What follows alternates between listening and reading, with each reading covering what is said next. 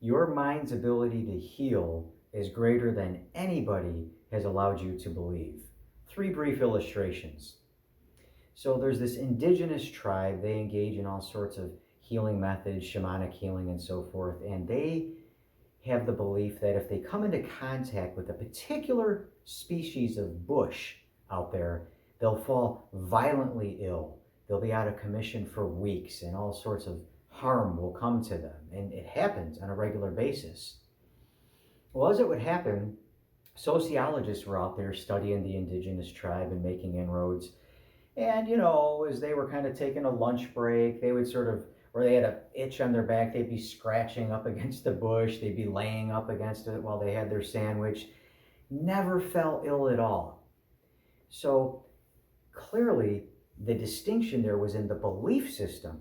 The indigenous folks believed that if they came into contact with this bush, they would fall very ill, whereas the sociologists saw it as a bush like any other bush.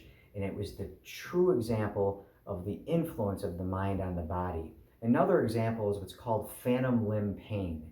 This is where a gentleman wakes up in the hospital bed and he's screaming in agony and he's grabbing and saying, my shin is killing me.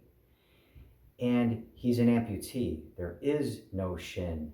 So his brain is reading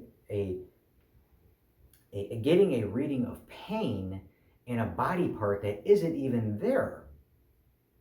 The beautiful thing about that is we have ways to use that in reverse so that we could get the brain optimized to remove the perception of pain in a body part that is there, and it does wonders for pain management.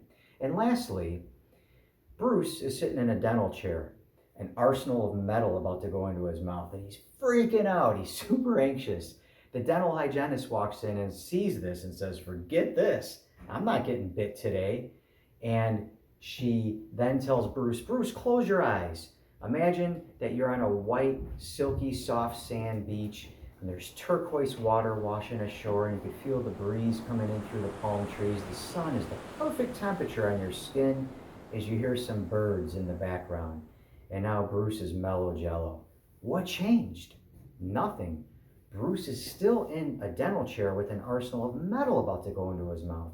The only thing that changed is what he vividly imagined.